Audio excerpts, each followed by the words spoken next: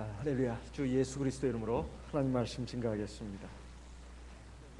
시편 2편을 보겠습니다. 시편 2편 1절에서 12절까지 말씀을 먼저 봉독하겠습니다. 시편 2편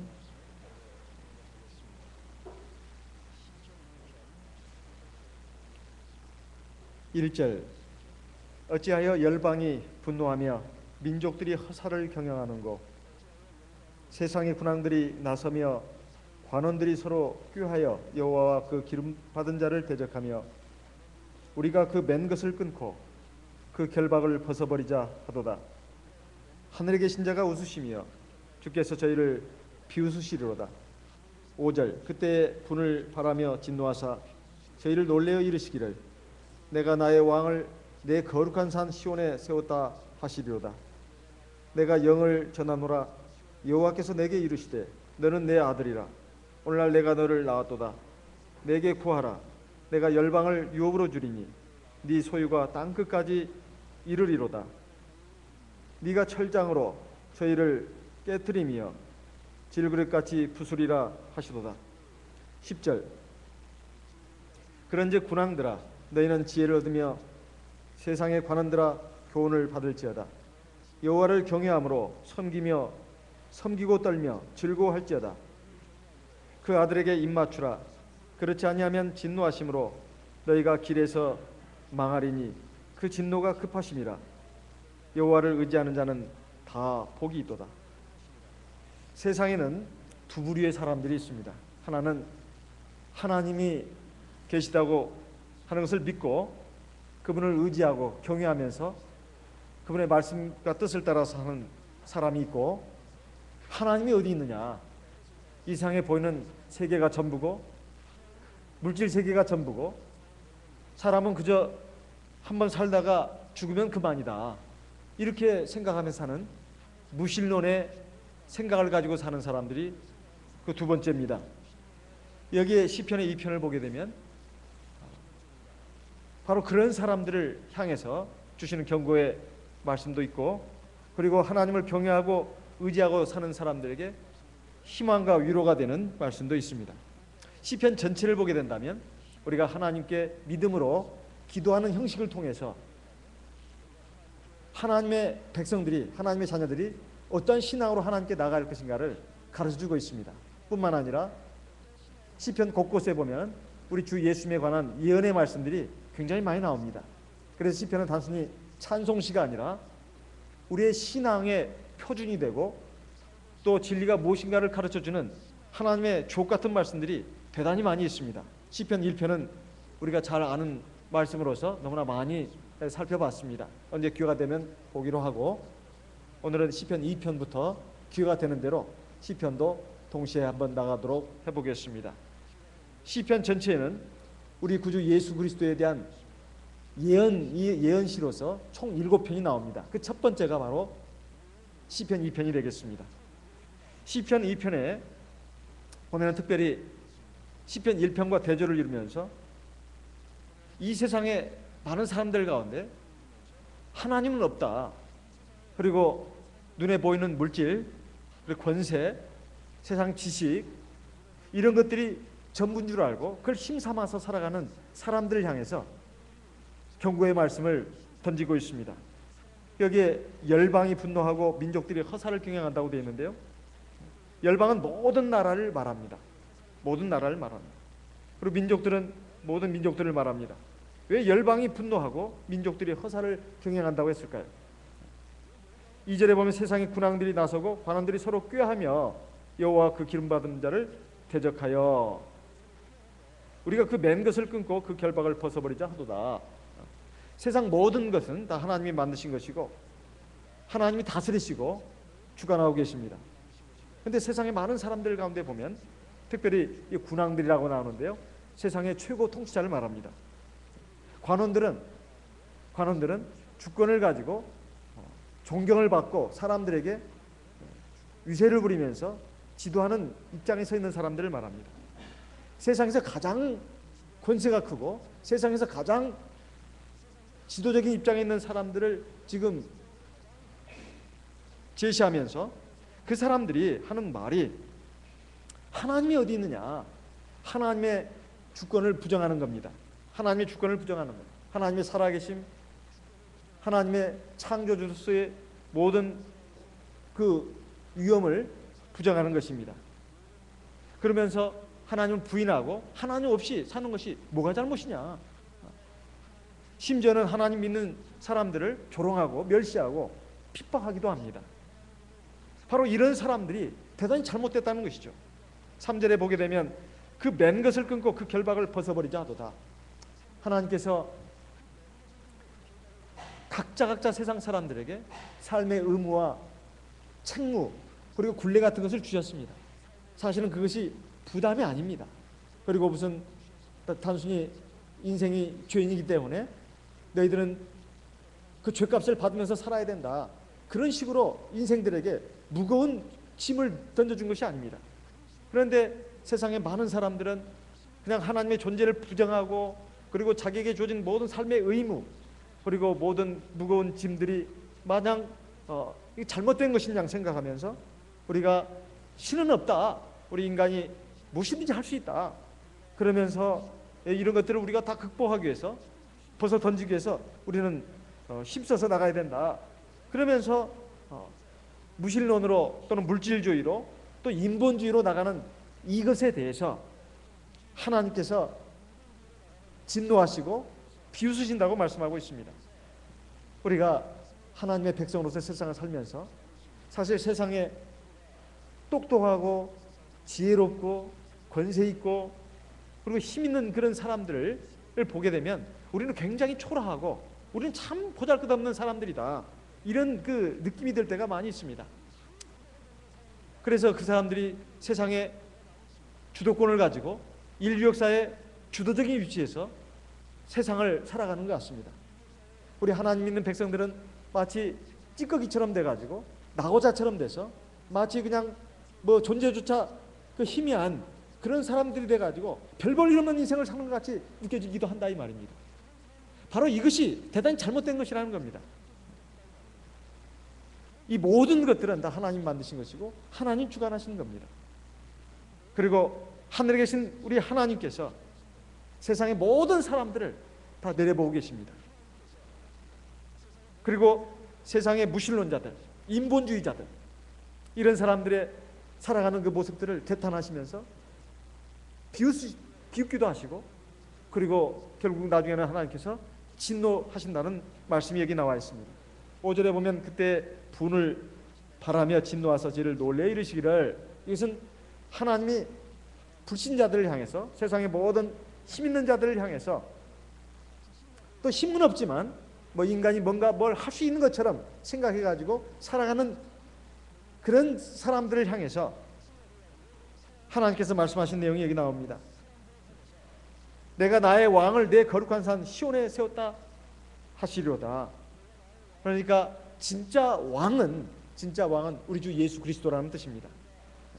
이것은 일찍이 하나님께서 유다 지파의 후손으로 나온 다윗을 하나님이 주목하시고 그를 왕으로 세우신 그것을 지금 들어가지고 지금 이 시편을 또 노래하고 있습니다. 사무엘하 7장에 보게 되면 하나님께서 다윗을 왕으로 세우시고 그에 대해서 하신 말씀이 나와 있습니다. 거기에서 하나님께서 다윗에게 이제 그 아들을 통해서 하나님의 나라의 그 왕권을 공고하게 다지실 것을 약속하신 말씀이 나옵니다. 그 말씀을 빌어가지고 지금 시편 2편에서는 마치 예언의 말씀처럼 또 여기 나오고 있습니다. 내가 나의 왕을 내 거룩한 산 시온에 세웠다 하시려다. 성경에서 시온이라고 하는 것은 하나님의 보좌가 있는 성산을 가리키는 겁니다. 하나님의 보좌가 있는 성산, 오늘날로 말하면 참교회를 말합니다. 참교회를 말해요. 우리가 성경을 볼 때 그냥 인간적인 눈으로만 봐서는 안 됩니다. 성경은 이중적인 의미를 가지고 있는 말씀들이 굉장히 많습니다. 그 당시에 일어난 사건이면서 장차 일어날 일에 대해서 동시에 예언하는 것입니다. 그 이중적인 의미를 갖고 있다 이 말이에요. 역대하 5장 2절에 보게 되면 이것을 다윗성이라고 표현하고 있습니다. 다윗성. 역대하 5장 2절에. 그러니까 하나님께서 자기 왕을 하나님의 거룩한 산 시온에 세웠다고 하신다고 하는 것은, 이것은 장차 주님이 자기 피로 사시고 세우실 참교회를 지금 가르쳐 말씀하고 있는 겁니다. 그리고 그 교회는 주님이 머리가 되시고 교회는 주님의 몸이 됩니다. 에베소 1장 23절에 보게 되면 교회는 주님의 몸이다 이렇게 되어 있습니다. 또 주님은 교회의 머리가 되신다고 골로새서 1장 18절에도 말씀하고 있습니다. 이 말은 오늘날 우리 교회가 어떻게 보면 건물인 것 같고 어떻게 보면 사람들의 집합적인 것 같지만 사실은 교회가 주님의 몸이라는 뜻입니다. 주님의 몸, 그 머리는 예수님이십니다. 우리는 그 안에 붙어있는 다 지체들입니다. 지체들이에요. 그래서 이 교회의 주권, 왕권은 누구에게 있는가? 우리 주 예수님에게 있다 이 말이에요. 주 예수님 바로 참 하나님이 아십니까? 그 참 교회를 통해서 하나님께서 세상에 심판자로서, 주권자로서 우리를 세우셨다는 그런 말씀도 되겠습니다. 7절에 보면 내가 영을 전한다고 했는데요, 이것은 공문서를 말합니다. 공문서, 공적인 명령, 법령을 세웠다 이런 뜻입니다. 하나님께서 내게 이르시되 너는 내 아들이라 오늘날 내가 너를 낳았도다. 직접적으로는 하나님께서 다윗에게 하시는 말씀인 것처럼 말했습니다. 사무엘하 7장 14절 말씀을 보겠습니다. 사무엘하 7장 14절. 사무엘하 7장 14절. 나는 그 아비가 되고 그런데 아들이 되리니, 이런 말씀이 나옵니다. 여기에 보면 하나님께서 다윗에게 약속하셨는데요, 이제 다윗이 날 아들 이제 솔로몬을 이제 들어가지고 이제 하는 말씀이죠.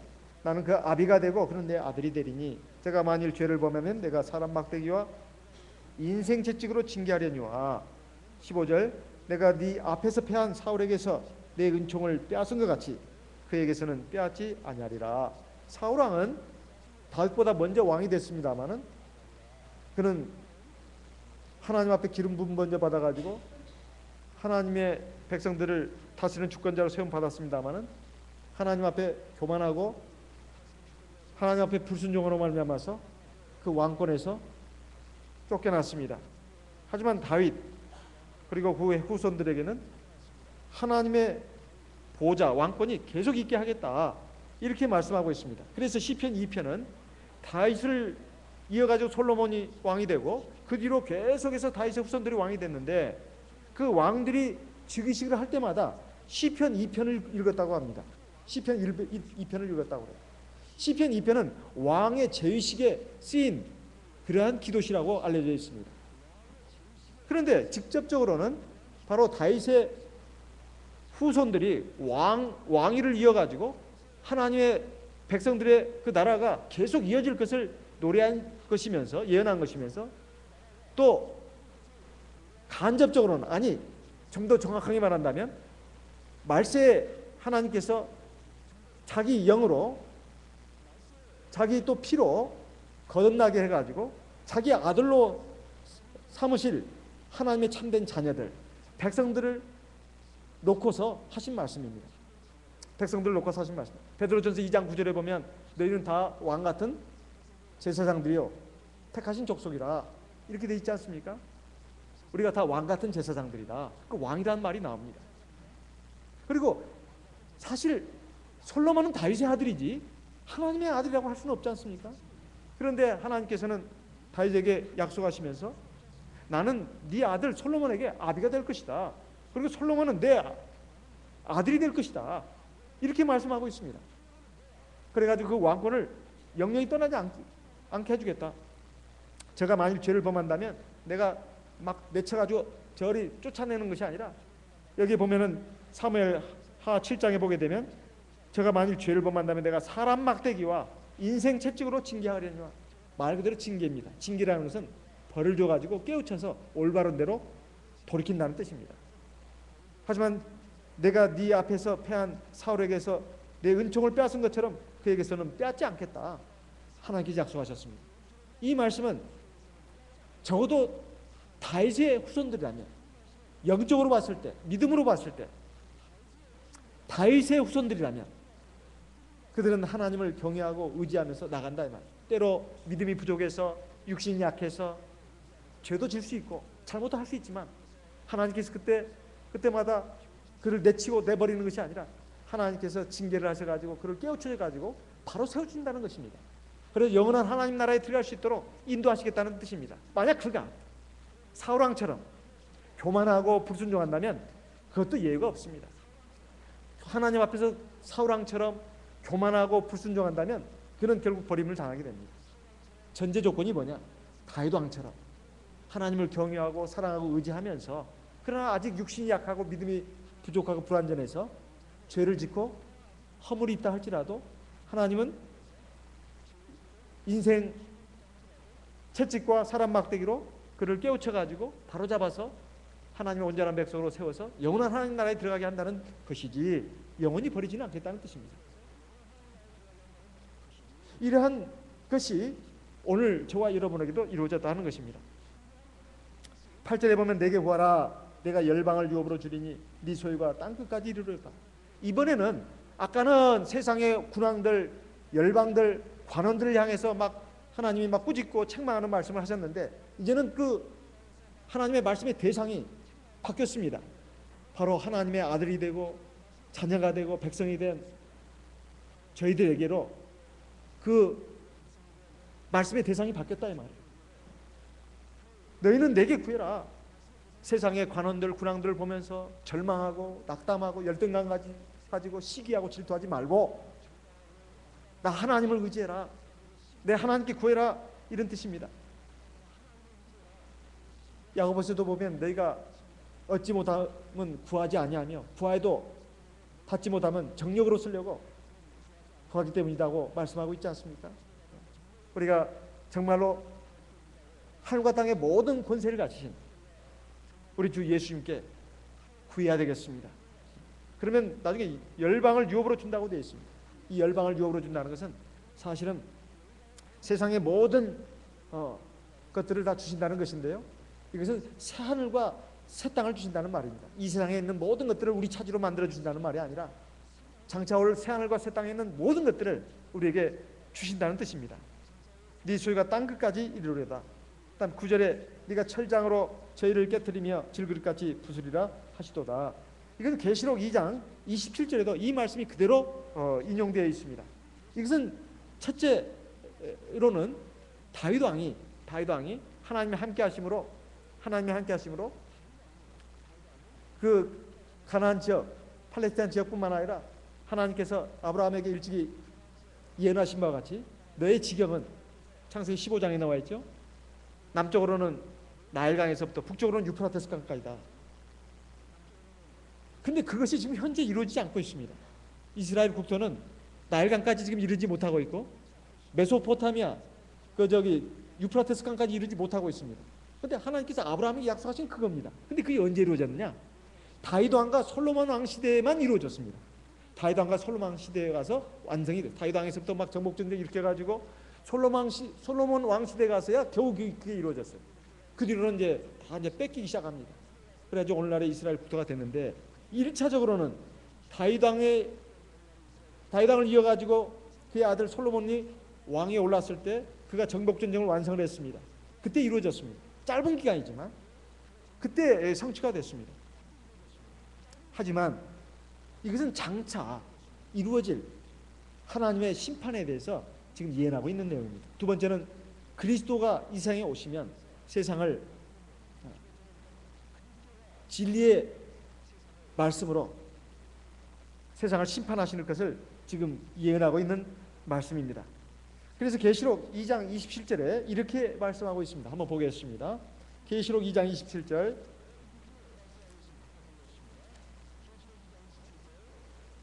26절부터 보겠습니다.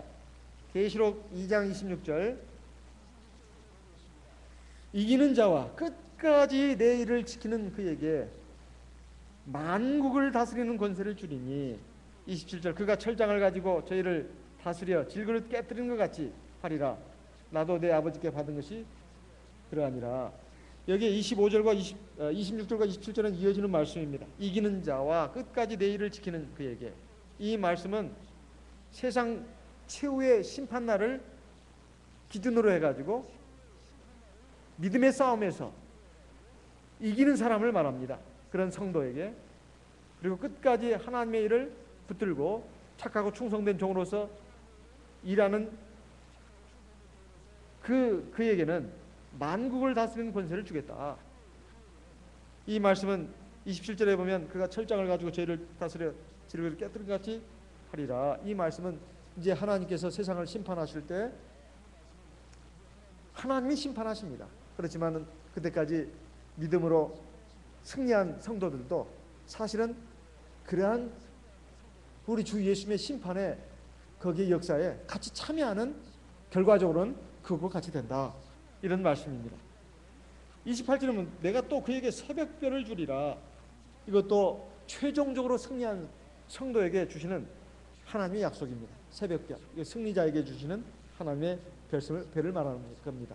물과 성령으로 거듭난 성도라면 누구나 다 새벽별을 주고 그것이 아니고 이제 마지막으로 최종적으로 승리자라고 판정받은 사람에게 새벽별을 준다. 이건 영원히 빛나는 별입니다. 그러니까 이것은 장차 영원히 들어갈 하나님 나라의 백성으로 확정 지어주시겠다는 그런 말씀입니다.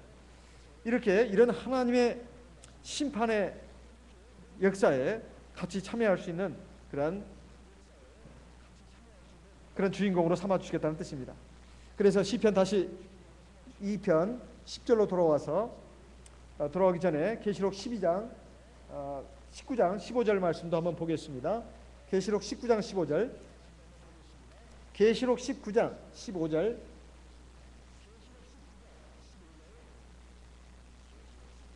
계시록 19장 15절 그의 입에서 이한검이 나오니 그것으로 만국을 치겠고 친히 저희를 철장으로 다스리며 또 친히 하나님 곧 전능하신 이의 맹렬한 진노의 포도주 틀을 밟겠고 이렇게 되어 있습니다. 이것은 이제 마지막 하나님의 그 심판이 어떻게 이루어질 것인가를 지금 말씀하고 있는 내용입니다.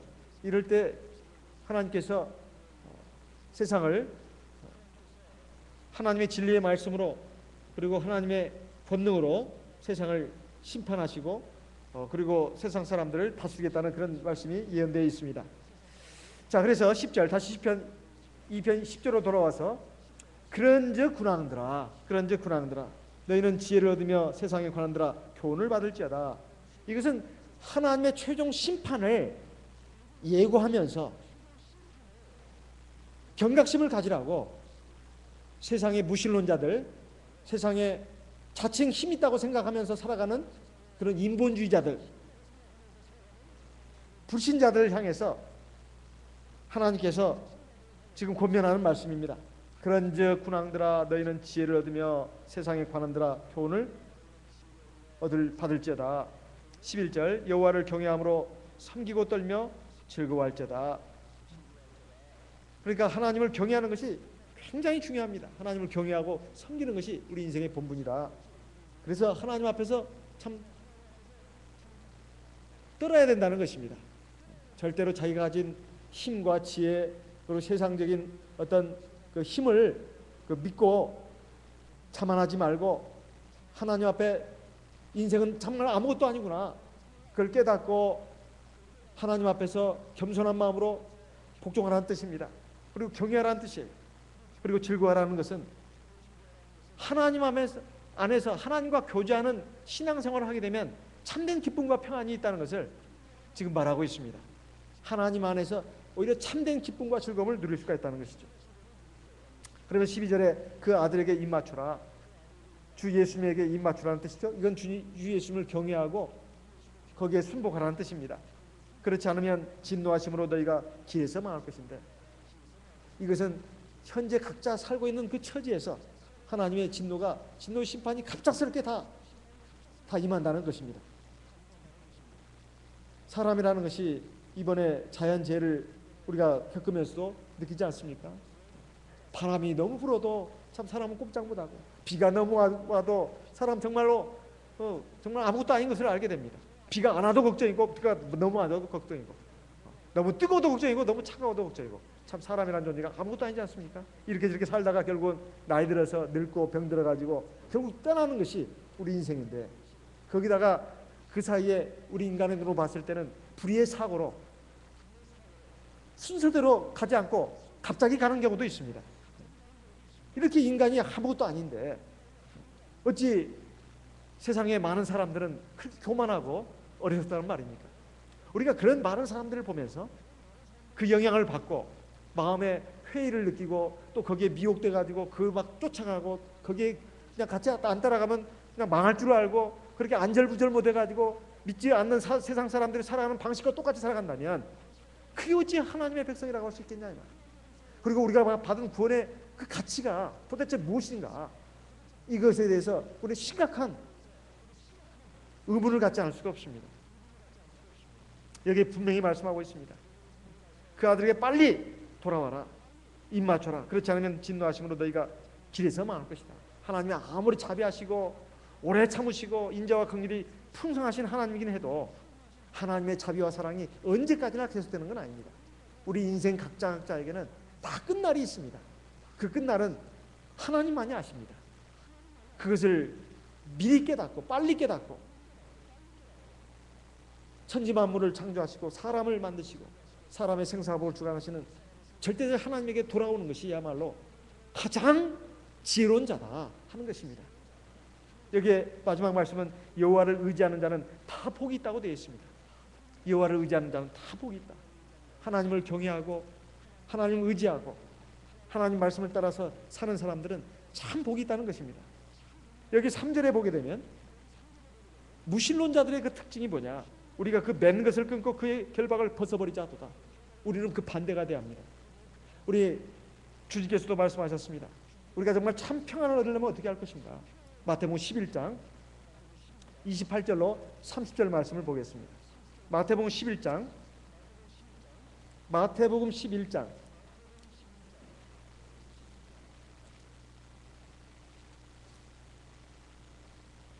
28절에서 30절까지 말씀을 우리 같이 한번 읽어보겠습니다. 마태복음 11장 28절에서 30절 같이 읽겠습니다. 수고하고 무거운 짐진 자들아 다 내게로 오라. 내가 너희를 쉬게 하리라. 나는 마음이 온유하고 겸손하니 나의 멍에를 메고 내게 배우라. 그러면 너희 마음이 쉼을 얻으리니 이는 내 멍에는 쉽고 내 짐은 가벼우라 하시니라. 하나님께서 우리에게 육신을 가지고 오신 목적이 뭔가? 우리에게 참 생명과 참 자유와 참 평안과 참 복을 주기 위해서 오셨습니다. 우리가 세상을 살면서 정말로 수고하고 무거운 그 짐을 가지고 살아가니라고 정말 세상 살기 쉽지가 않습니다.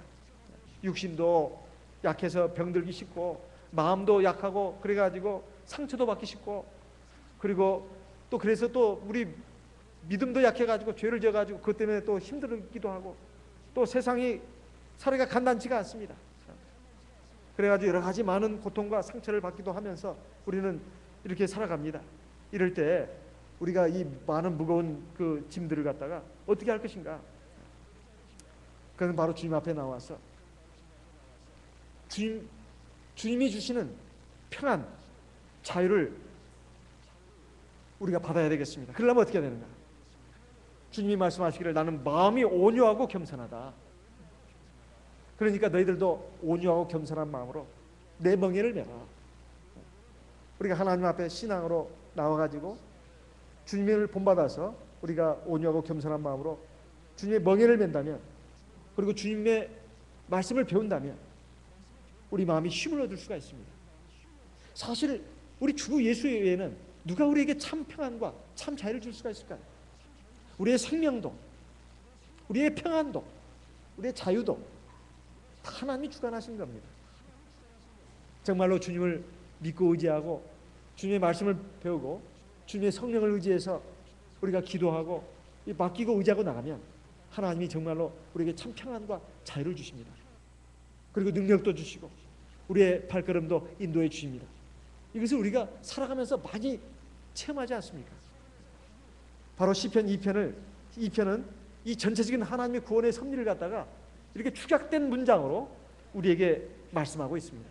주 예수님의 오실 것을 우리에게 예언함과 동시에 세상의 군왕들, 관원들을 향해서 책망하는 말씀과 함께 그들도 돌이킬 것을 권고하고 있고, 그리고 주 앞에서 우리가 하나님 앞에서 우리가 왕으로 세움 받았는데 우리가 얼마나 존귀한 자인가 하는 것입니다. 우리가 결국 마지막 하나님의 심판 날에 우리도 하나님의 심판에, 사실 우리가 심판한다는 것이 아닙니다. 세상을 심판한다는 것이 아니라 우리가 믿음으로 살아온 것이, 진리의 말씀을 따라 살아온 것이 결국은 세상을 심판하고 정죄하는 것이 된다는 그런 뜻입니다. 그렇게 해가지고 우리가 영원한 하나님 나라, 아버지 나라에 가서 하나님과 더불어서 영원히 동고동락한다는 것을 지금 예언하고 있습니다. 그러니까 세상을 살면서 낙심하거나 절망하지 말라는 뜻입니다. 항상 우리의 소망을 하나님과 하나님 나라에 두라는 거예요. 우리의 눈을 시온산에다 두라는 것입니다. 그렇게 간다면 우리 세상을 이길 수가 있습니다. 그리고 하나님의 자녀로서, 하나님 세우신 왕으로서 우리도 우뚝 설 수가 있다는 것입니다. 이것이 바로 저와 우리에게 주신 하나님의 은혜입니다. 자, 이제 안식일입니다. 우리가 안식일에 지금 영적인 하나님의 나라에 왕으로서 지금 왔는데요. 물론 최고 군왕은 하나님이십니다. 다 왕 같은 제사장들 다 모였습니다.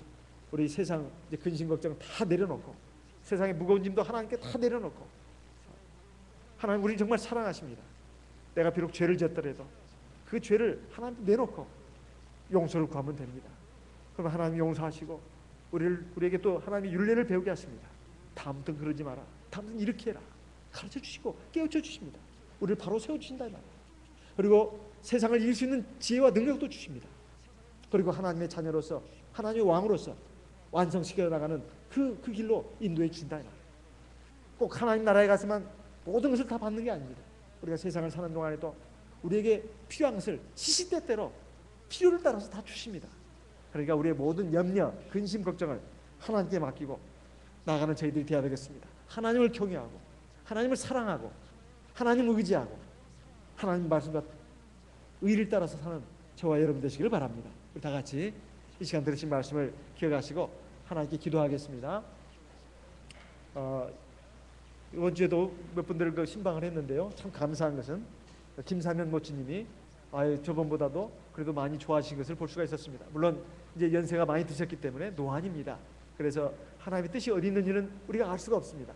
그런데 저는 그만큼만 되셨어도 마음이 참 기뻤고, 우리 함께 갔던 우리 성도님들도 마음이 참 감사했습니다. 우리 김사면 모치님을 위해서 기도하고, 또 병중에 있는 성도님들이 적지 않게 계십니다.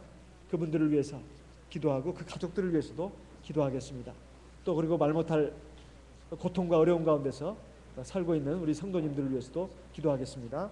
또 뜻하지 않게 여러 가지 어려운 문제로 고생하고 있는 우리 성도님들도 계실 줄 압니다. 그분들도 생각하면서 기도하겠습니다.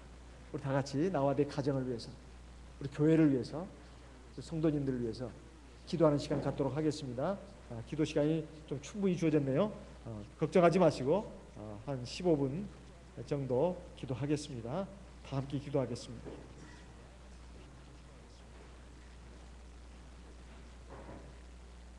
할렐루야. 주 예수 그리스도 받들어 기도드리옵나이다.